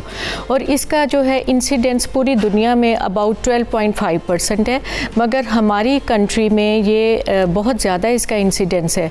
बल्कि ये एशियन कंट्रीज़ में सबसे ज़्यादा इंसिडेंस पाकिस्तान में है इसका पोस्टमार्टम डिप्रेशन का, और ये इंसिडेंस है 28 to 63%। ठीक है। और ये प्रॉब्लम जो है ये इसकी इलामात ये हैं कि ये डिलीवरी के बाद 2-3 वीक्स के बाद औरत को फ़ील होना शुरू हो जाता है कि जैसे उसका लो एनर्जी है, उसकी स्लीप डिस्टर्बेंस हो जाती है। बाज़ औरतें बहुत ज़्यादा सोती हैं और बाज़ औरतें जो है वो उन्हें बहुत कम नींद आती है। एपेटाइट चेंजेस स्टार्ट हो जाती है, जैसे कि बाज़ लेडीज़ जो हैं वो बहुत ज़्यादा खाना खाना शुरू हो जाती हैं और बाज़ कितने कितने दिन बिल्कुल हल्का फुल्का खाना खाती हैं। इसके अलावा इनको जो है एंटी सोशल बिहेवियर डेवलप कर लेती हैं, इर्द गिर्द से इंटरेस्ट इनका जो है वो हट जाता है, बेबी के साथ बॉन्डिंग नहीं स्टार्ट होती इनकी। फिर इसके अलावा जो है इनकी जो कंसंट्रेशन पावर है वो डिस्टर्ब हो जाती है, इनकी जो है डिसीजन मेकिंग पावर जो है वो इफ़ेक्ट होना शुरू हो जाती है। और जो ख़तरनाक एक चीज़ है वो ये है कि इन लेडीज़ में जो है सुसाइडल थॉट वो आना शुरू होते हैं। जी, जब बहुत एक्सट्रीम केस पे जाती हैं तो इनको अपने आप को हर्ट करना, अपने बेबी को हर्ट करना, ये सोच आनी शुरू हो जाती हैं। ये इलामात हैं, ये बड़ी ख़तरनाक इलामतें आप डॉक्टर साहब मुझे बता रही हैं। नुशाबा की तरफ चलते हैं। नुशाबा, इसकी रीज़न्स क्या होती हैं? देखिए, ये तो बड़ा खूबसूरत एक लम्हा होता है जब अल्लाह ताला आपको एक माँ का दर्जा देता है, बच्चा आपकी ज़िंदगी में आ जाता है, मगर पाकिस्तान जैसे मुल्कों में जहाँ पे अवेयरनेस इस मामले में बहुत कम है और जितनी ख़तरनाक अलामतें डॉक्टर साहब ने हमें बताई हैं, उसकी वजह क्या होती है, क्यों ऐसा हो जाता है? जी, बिस्मिल्लाहिर्रहमानिर्रहीम। शुक्रिया सरवत, आपके मदद करने का हमेशा की तरह। बहुत ही अहम टॉपिक आपने चुना। देखिए, जिस वक्त शादी के बाद जब ख़वातीन जो हैं और ख़ासकर जिस वक्त वो माँ बनने के एक प्रोसेस में आती हैं तो उसके फ़िज़िकल ट्रॉमा तो सब लोग रियलाइज़ कर रहे होते हैं कि एक फ़िज़िकल चेंजेस है, पेन है, लेकिन जो साइकोलॉजिकल जो ट्रॉमा है इवन ड्यूरिंग प्रेगनेंसी वो समझना बहुत कम लोग उस चीज़ को समझ सकते हैं। पहली बात ये समझना, जो पोस्टमार्टम डिप्रेशन है, डिप्रेशन बेसिकली जो है ये ऐसी बीमारी है जिसके अंदर एक मेंटल इलनेस है। इसको आप, और ये जो इसके कॉजेज़ है ये बिल्कुल साइकोलॉजिकल है। पोस्टमार्टम जो है वो जो एक्साइटमेंट होती है बच्चा पैदा करने के बाद, वो जो खुशी है वो कैसे कन्वर्ट हो जाती है एक एंग्जाइटी में। यूजली 2-3 दिन के बाद बेबी ब्लूज़ का एक नाम दिया गया कि जैसे आपको एकदम से रोना आएगा, हाँ, आप थोड़ा सा इरिटेट फील करेंगे, नींद आपकी डिस्टर्ब हो जाएगी। लेकिन अगर ये सिचुएशन आपकी बढ़ती है और हफ्ता या 2 हफ्ते से प्रोलॉन्ग कर जाती है तो लेटर ऑन वो डिप्रेशन या पोस्टमार्टम डिप्रेशन की शक्ल इख्तियार कर लेती है, जिसके अंदर बिल्कुल मैं डॉक्टर साहिबा की बात से मुत्तफिक होंगी कि हाँ, decision making and insomnia, even ये उसको ये डर होता है कि शायद वो अपने बच्चे को कहीं वो इफेक्ट ना कर दे। गिल्ट की फीलिंग उसके अंदर आ जाती है, एक डर उसके अंदर आ जाता है, और बॉडी अपने ज़ात को लेकर जो है जो आइडेंटिफिकेशन क्राइसिस का वो शिकार हो जाती है कि शायद मेरी जो बॉडी शेमिंग की बात, खासकर जो समझने की बात है, हमारी बच्चियां बड़ी कॉन्शियस होती हैं हाँ, अपने फिजिक के बारे में, उसके लिए वो बड़ी कॉन्शियस हो जाती हैं कि शायद वो इतनी ज़्यादा एक्सेप्टेबल अब नहीं रही। इसके अंदर बहुत अहम जो किरदार अदा कर रहे होते हैं वो मेरे ख्याल में हस्बैंड का बहुत अहम रोल है। और वैसे सरवत, आपकी प्रोग्राम की तवज्जो से बताऊंगी कि कुछ जो मर्द हजरात हैं वो भी जो पोस्टमार्टम डिप्रेशन या पेरेंटल डिप्रेशन का शिकार कुछ हद तक हो जाते हैं, लेकिन खवातीन की शरह इसमें काफ़ी ज़्यादा है। अच्छा, मर्दों इसके अंदर जो मर्द हस्बैंड है उसका रोल, जी जी ठीक है, मैं हस्बैंड से रिलेटेड नौशाबा आपसे बात करती हूँ। ये आपने जो बात बताई कि डेफिनेटली हम खवातीन के ऊपर तो बात करते हैं, अगर मर्द हजरात भी इस डिप्रेशन का शिकार होते हैं उस पर मैं बात करती हूँ, मगर डॉक्टर साहब मुझे ये बताइएगा, कभी ऐसा होता है कुछ केसेस आपके पास आए हों, हर शख्स की ख्वाहिश होती है, जिनके घर में बेटे होते हैं तो उनकी ख्वाहिश होती है बेटी हो जाए, और जिनके घर में पहला बच्चा होता है वो तो मांगते ही अल्लाह से बेटा है कि अल्लाह बेटा हो जाए। कभी ऐसा होता है कि आपके पास कुछ ऐसे केसेस आए हों कि औलाद जो है तवक्कुआत के बरअक्स आपको मिल जाती है, उसके बाद भी औरत एक डिप्रेशन के अंदर चली जाती है और वो उस तरह से अपने बच्चे की केयर नहीं करती जिस तरह से उसको करनी चाहिए? बिल्कुल, ऐसे बहुत केसेस देखे हैं, स्पेशली जैसे कि हमारी कंट्री में, जैसे कि मैंने बताया, इंसिडेंट्स बहुत ज़्यादा है, और इसमें जो एक स्टडी हुई है उसमें जो इसकी कॉज है उसमें एक वजह है कि अगर किसी फैमिली में 2 या 2 से ज़्यादा फीमेल चिल्ड्रन हो तो वो भी लिंक करता है पोस्टमार्टम डिप्रेशन से। तो ये हमारी कंट्री में जो है ये अलहदा सी कॉजेज़ हैं जो पूरी दुनिया में नहीं देखी जाती, और इसके अलावा जो और कॉजेज़ हैं जिसमें ज़्यादा ये डिप्रेशन जो हमारी कंट्रीज़ में है वो है जैसे कि कन्फ्लिक्ट्स जो हैं वो औरत के इन लॉज के साथ, फिर इसके अलावा poverty, low socio economic status, low education level, और बहुत इम्पॉर्टेंट एक चीज़ है डोमेस्टिक वायलेंस। वो औरतें जिन्हें कि फ़िज़िकली और वर्बल अब्यूज़ किया जाता है उनमें भी ये शरह बहुत ज़्यादा है पोस्टमार्टम डिप्रेशन की।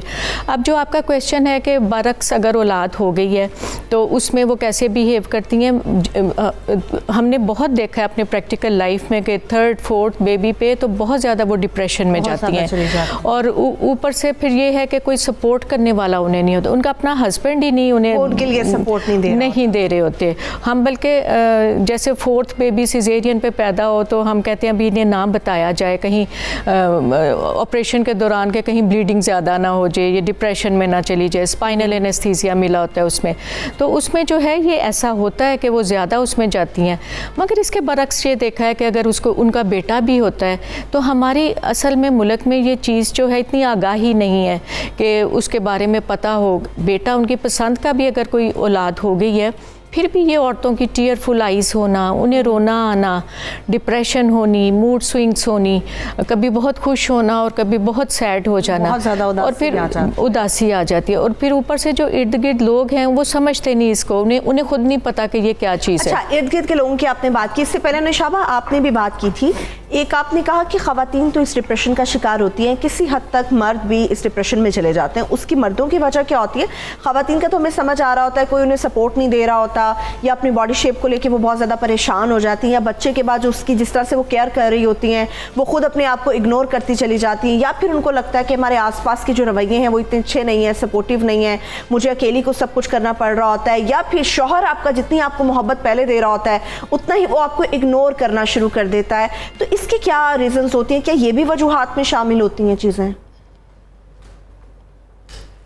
देखिए बहुत सारी चीज़ें देखिए सरवत ऐसी है जो कि हमें रियलाइज़ करना, बाज़ औक़ात जो पोस्टमार्टम डिप्रेशन पे जितनी भी रिसर्च हुई है अभी तक उसके बिल्कुल उसके जो ऑर्गेनिक कॉजेज़ वो ये है कि हार्मोनल जो है वो एकदम इम्बैलेंस हो जाता है, आपके हार्मोन्स जो है लेवल वो डिक्रीज़ करते हैं, जैसे जिसको एस्ट्रोजेंस या प्रोजेस्टेरोन कहा जाता है, इवन थायराइड आपका जो होता है उससे आपके इमोशंस में फ़र्क आता है, बिल्कुल वैसे ही जैसे मैं कहती हूँ बीमारियाँ दूसरी हैं, टाइफाइड है, मलेरिया है, इसी तरह ये समझना कुछ चीज़ें जब खून के अंदर आ जाती हैं तो हम उनको अंडरस्टैंड नहीं कर सकते।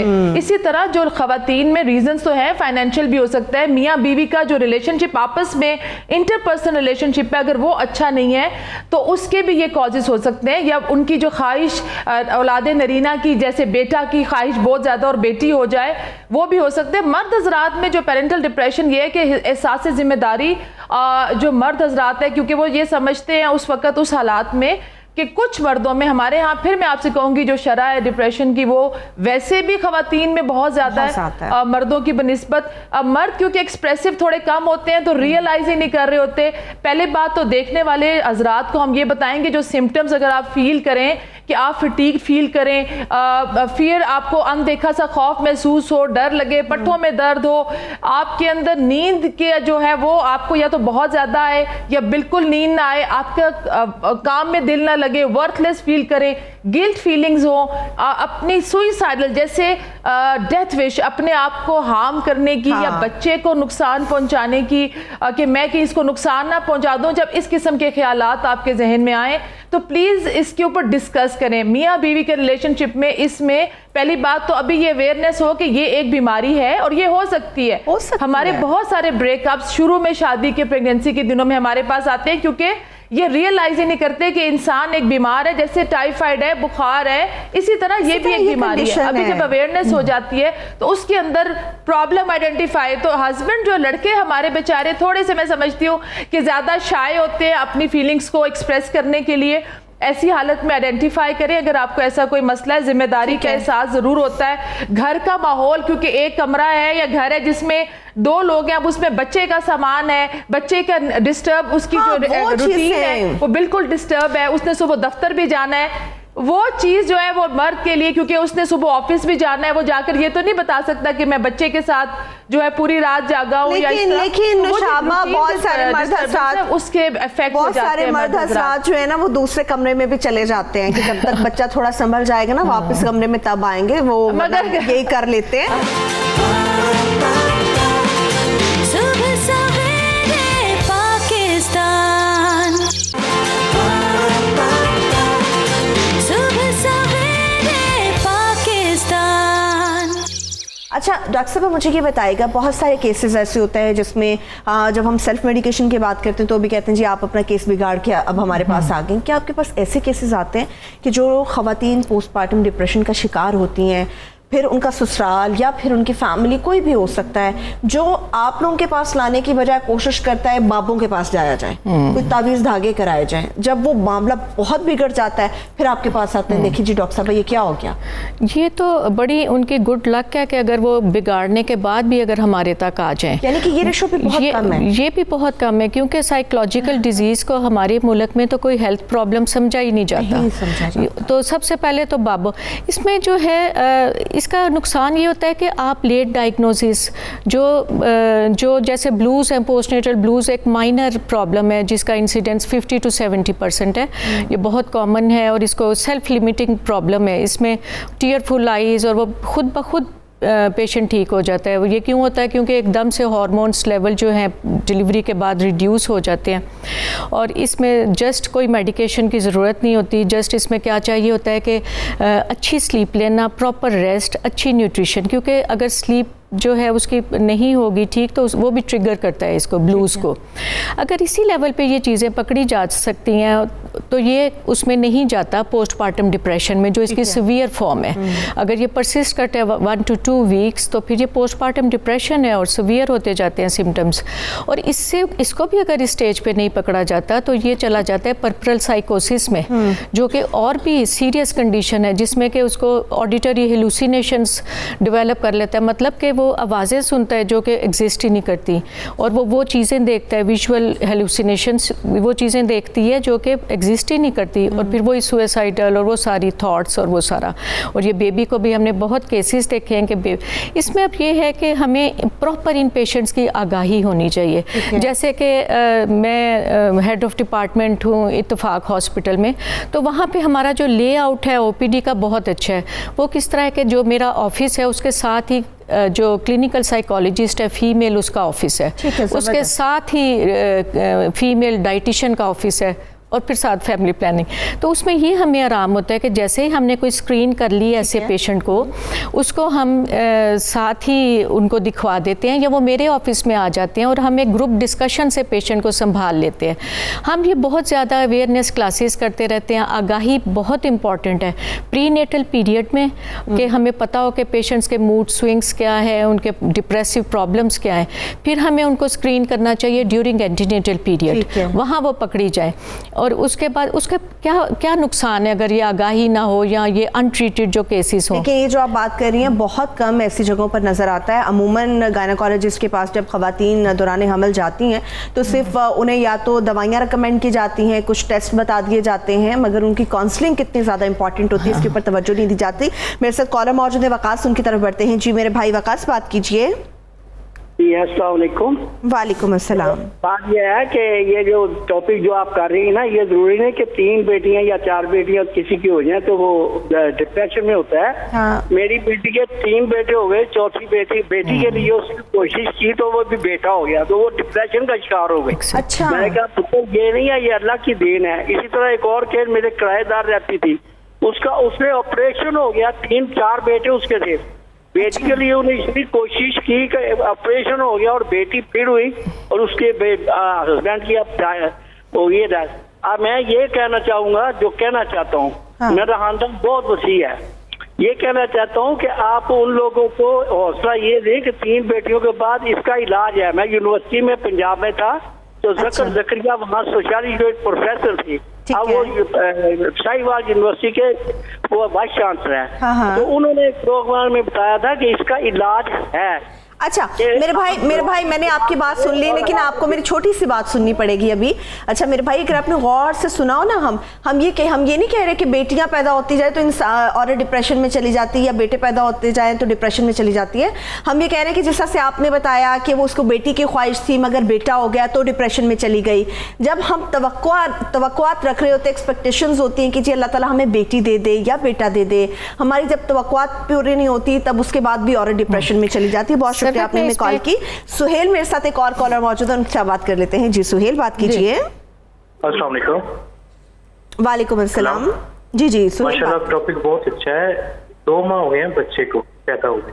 अच्छा। लेकिन वाइफ में चिड़चिड़ापन, गुस्सा करना, बच्चे को भी मतलब मेरे पे भी गुस्सा होना, पहले ऐसा नहीं था, अब ज्यादा है। बात बात पे गुस्सा, चिड़चिड़ापन। बीइंग अ हस्बैंड मुझे क्या करना चाहिए कि वो उनमें वो पहले वाली रूटीन, पहले वाली बात, मतलब पहले जैसी हो जाए, मुझे क्या करना चाहिए? सुहेल मुझे आप बताएं, आप बच्चे के बाद बीवी पे तवज्जो देते हैं, उससे प्यार करते हैं, उसके पास बैठते हैं, वक्त उसके लिए निकालते हैं आप? ऑब्वियसली जब मैं घर आता हूँ ऑफिस से तो बच्चे को पकड़ के उनसे लेके प्यार बच्चे को भी करता हूँ, उनको टाइम देता हूँ, ठीक है, हाथ बटाता हूँ। पहले किचन में कम था, अब किचन में खुद भी जाता हूँ। माशाल्लाह, आप तो बड़े अच्छे हस्बैंड हैं। तो चलिए ठीक है सुहेल, आपकी परेशानी का हल मैं अभी जान लेती हूँ। बहुत शुक्रिया आपने कॉल की। सिद्रा भी हमारे साथ मौजूद हैं। जी सिद्रा, आप बात कीजिए। अस्सलाम वालेकुम। वालेकुम अस्सलाम। जी मेरा ना एक बेटा पैदा हुआ है, एक बड़ा बेटा था, उसके 5 साल बाद मेरा दूसरा बेटा पैदा हुआ है, काफी देर बाद पैदा हुआ था। तो ना मुझे ना एक दिन ऐसा हुआ कि मेरे बाजू जो है वो मेरे साथ नहीं थे। मुझे ऐसा फील हुआ कि जैसे मेरे बाजू मेरे साथ नहीं है, और मैं सबसे पूछ रही थी कि मेरे बाजू मेरे हैं साथ के नहीं है। और तब मेरा बेटा कुछ दिनों का था। अच्छा। और मेरा सर सुन हो जाता है, और उस तब से तो डॉक्टर्स को दिखाया, साइकेट्रिस्ट को भी दिखाया, उन्होंने कहा कि आपको प्रेगनेंसी साइकोसिस है या दिस एंड दैट। अच्छा, तब से कोई भी बात हो जाती है तो ये अचानक से होता है।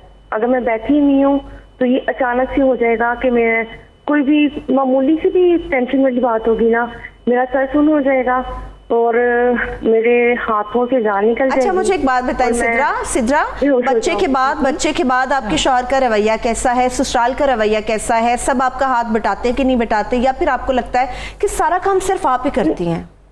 नहीं, थी टेंशन्स थी शोहर की तरफ से, समझ लें या चलिए मैं अभी पूछ लेती हूँ। सिद्रा बहुत शुक्रिया आपने कॉल की, थैंक यू सो मच। अच्छा मेरे पास नुशाबा लास्ट 4 to 5 मिनट्स होंगे, तो आपका और डॉक्टर साहब दोनों का मुझे पॉइंट ऑफ व्यू चाहिए होगा।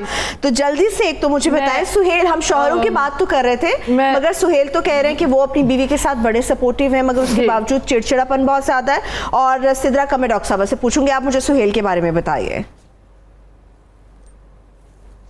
देखिए सरवत, पहली बात तो ये है कि जैसे हम कह रहे हैं कि साइको एजुकेशन बहुत ज़रूरी होती है प्रेगनेंसी से पहले ही। अभी जैसे सोहेल साहब ने आइडेंटिफाई कर लिया है कि मूड स्विंग्स आ रहे हैं या चिड़चिड़ापन आ रहा है, इस हालत के अंदर जो सबसे बेस्ट तरीकाकार ये है कि आप बहुत ज़्यादा भी जिस वक्त उसको ये एहसास दिलाएंगे कि तुम बीमार हो या मैं तुम्हारी बहुत ज़्यादा दोनों तरीके से ये बड़ा ट्रिकी है। वो कहेगी गिल्ट फीलिंग में चली जाएगी कि शायद मेरी वजह से मेरा हस्बैंड डिस्टर्ब हो रहा है, तो इसके अंदर बड़ा जो है वो महारत के साथ हस्बैंड्स को रोल प्ले करना पड़ता है। आप एक दूसरे को वक्त दें, लाइक आप उनको आई कांटेक्ट दें, जिसको यू एंड मी टाइम, एक वक्त ऐसा दिन में निकालें जो सिर्फ आपका और आपकी जो बेगम है उनका है। आप उसको रेस्ट करने का टाइम दें। बिल्कुल आप घर के काम में उसकी हेल्प करा रहे हैं, आप बिल्कुल उसको कराएं और उसको ये बात रियलाइज करवाएं कि आप मोहब्बत करते हैं। और जो खास कर बिल्कुल जो बहुत ज़्यादा मोहतात रहने की मैं तमाम मर्द हजरात को कहूँगी, कभी भी उनके जो आपकी बॉडी शेमिंग है, स्पेशली कि आपने वजन पुट ऑन कर लिया है या आप मुझे पहले ज़्यादा अच्छी लगती थी, वो वक्त कब आएगा कि वापस हम नॉर्मल, जैसे अभी इन्होंने एक लफ्ज़ कहा कि मैं चाहता हूं कि फ़ौरन सब कुछ नॉर्मल हो जाए। नहीं, आपको जो इधर मैं इनसे कहूँगी कि आपने जो सब्र का जो मुजाहरा है, ये चीज़ आपके लिए समझना बहुत ज़रूरी है कि ये जो वक्त है ये एक टेम्परेरी स्पैन है, इसमें से वो निकल जाएंगी। उनकी काउंसलिंग अगर आप करवा सकते हैं तो आपके नज़दीक कोई भी काउंसलिंग है आप उनको कराएं और उनसे लिसनर, आपको सुनना बहुत ज़रूरी है। बैठकर बात करें और सुने, और जो आपकी सपोर्ट है फैमिली की वो बहुत ज़्यादा इम्पोर्टेंट है ऐसी हालत। ठीक है। अच्छा, सिद्रा ने पूछा था डॉक्टर साहिबा कि बच्चे के पैदाइश में चंद दिन हुए, मगर जो उन्होंने अपनी कंडीशन बताई कि बाजू समटाइम उन्हें लगता है मेरे साथ नहीं है, सर हर दूसरी तीसरी टेंशन के ऊपर सुन हो जाता है, फैमिली में भी कुछ उनके इश्यूज चल रहे थे और अभी शायद हैं भी या नहीं भी हैं, उन्होंने डिस्कस नहीं किया इस बारे में, तो क्या ये भी अलामतें होती हैं, इस डिप्रेशन से रिलेटेड होती हैं? जी, हमें सरवत एक्चुअली ये समझना है कि ये जो डिलीवरी बर्थ प्रोसेस है, इसमें कुछ औरतों में हम पॉजिटिव फीलिंग्स देखते हैं, कुछ में नेगेटिव देखते हैं। पॉजिटिव फीलिंग्स क्या होती है औरत में? वो होती हैं कि फीलिंग ऑफ सेटिस्फैक्शन और अचीवमेंट की फीलिंग, ये पॉजिटिव फीलिंग्स हैं। या उन्हें फील होता है कि क्लोजनेस मेरी मदर के साथ, उसकी अपनी मदर के साथ बढ़ गई है या हस्बैंड के साथ बढ़ गई है। फिर उन्हें फीलिंग, जैसे दिन गुजरते हैं उनकी बॉन्डिंग बेबी के साथ बढ़ती जाती है। इसके अलावा जो है उनमें फीलिंग आ जाती है कि हम सिर्फ हस्बैंड वाइफ नहीं, हम अब मदर फादर हैं। इसी तरह नेगेटिव फीलिंग्स जो है ये भी कई औरतों में डेवलप होती हैं, और उसमें एक तो ये फीलिंग डिससेटिस्फैक्शन, एंक्शियस होना कि पता नहीं बेबी संभाल सकूंगी कि नहीं। फिर कईयों को फील होता है कि मेरी इंडिपेंडेंस ख़त्म हो गई है, हर वक्त बेबी का काम, फिर ये सारा कुछ से। और फिर कईयों में जेलसी भी हो जाती है कि सेंटर ऑफ अट्रैक्शन पहले वो खुद थी, फिर बेबी हो जाता है। तो ये चीज़ें जो है हमें counselling classes, antenatal, prenatal classes में हस्बैंड वाइफ को बतानी चाहिए। और उसका ये होता है कि वो ये इन्हें बताना होता है। इसमें एडप्ट करूंगी सर, अगर आप मुझे मेरे पास नुशाबा सिर्फ 30 सेकंड्स है, अनफॉर्चुनेटली मेरे पास सिर्फ 30 सेकंड्स। और इसमें जो है ना, अपार्ट फ्रॉम ये ऑल चीज़ें जो बताई हैं, तो उसमें जो है आपने ये भी इनको बताना है कि ये लोग जो हैं इनका सपोर्ट सिस्टम अच्छा हो, जिसमें कि ये जो न्यू मदर बनी है उनके साथ एक्सपीरियंस शेयर करें और अपनी जो है स्ट्रेस एक दूसरे से डिस्कस करें। ये टॉपिक जो है ये यकीनी तौर पे इसके लिए बहुत ज़्यादा वक्त भी चाहिए। नुशाबा, अनफॉर्चुनेटली मेरे पास वक्त बिल्कुल ख़त्म हो गया। नेक्स्ट इसका सेशन करेंगे, डिटेल में इसके ऊपर गुफ्तगू करेंगे और इसके लिए क्या क्या इलाज किया जा सकता है, इन बात कैसे मजीद आपके साथ डिस्कस की जा सकती हैं, और इस डिप्रेशन की सूरत में आपको सबसे पहले करना क्या चाहिए, इससे मुतालिक बात करते रहेंगे। बहुत शुक्रिया आपका डॉक्टर साहिबा। नुशाबा मनान, आपका भी शुक्रिया। मुझे इजाज़त दीजिए, अपना बहुत सा ख्याल रखिए। खुदा हाफ़िज़।